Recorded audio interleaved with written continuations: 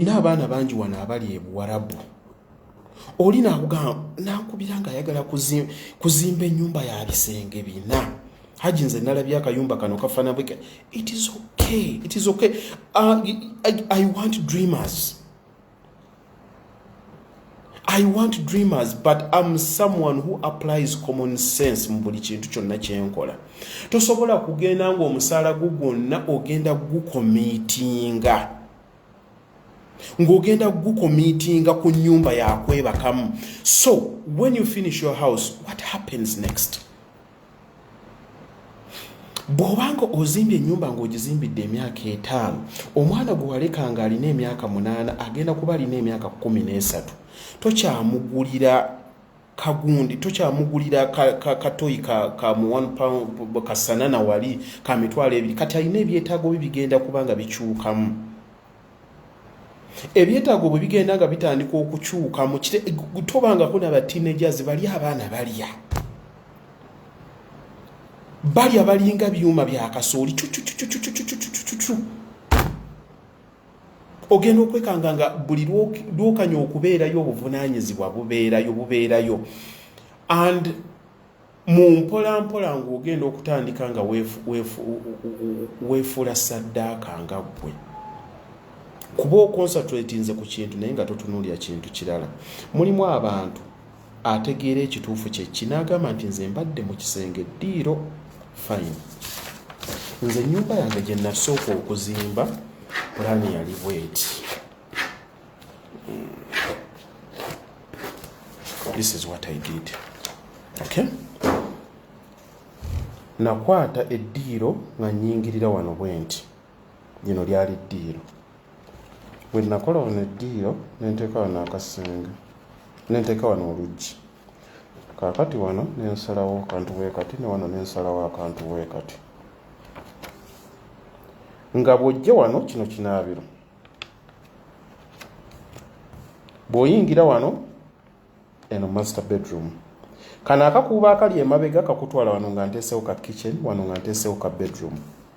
So lino ddiiro wano nengenda mu kakuubo kaali wano mabega ng'ogenda mu bathroom eno bw'ogira wano nga waliwo omulyango kuyingiza mu bedroom eno nga kusaidiza wano ogenda mu kino ekisenge eky'abaana nga wano waliwo ka kitchen. Naye ennyumba eyo nagisulamu for quite a long time. Era bwe namaliriza nga nzimbye ennyumba ennene kye nakola wano waaliwo olubalaza lwali lujja bwe luti. Nenkwata olubalaza luno nenduggala wano ne atachingako wano ku nyumba yange. Bino byonna nembibomolamu ne bifuuka bisenge by'abaana nga nzija nga nnyingirako buyingizi bwenti.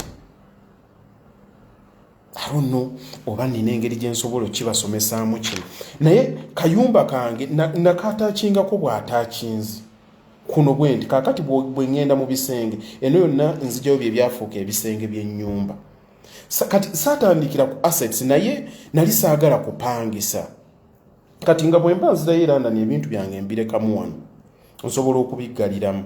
Naye nga wali ku gate nali nateekawo akayumba akatono asikaali mwe yali abeera nga sobola kujja wano nemba nga mba nkyasasula ennyumba za sente eza wooteri nga sizaagala nga njagala kudda mu kayumba kange kano.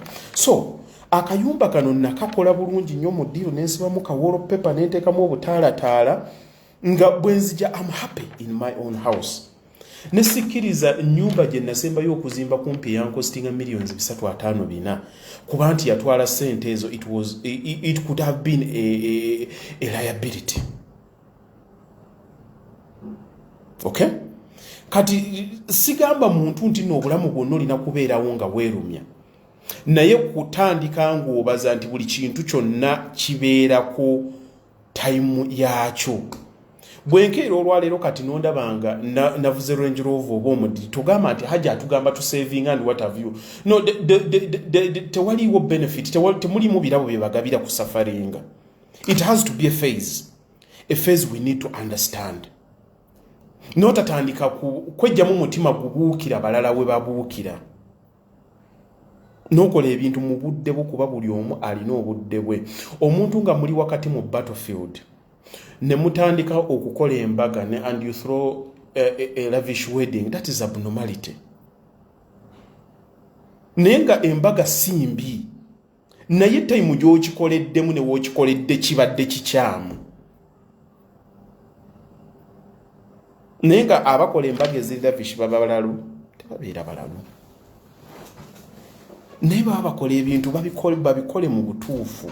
Be bantu boolaba nti bawasanganya dda batuuse mu myaka 4 basiba empeta ndi watavu. Ujja weegendeza abantu abatera okutuuka ku stage abakola ebintu ku stage eyo babeera baatereera. Babeera baatereera dda ng'ebintu byabwe bamaze okubikola.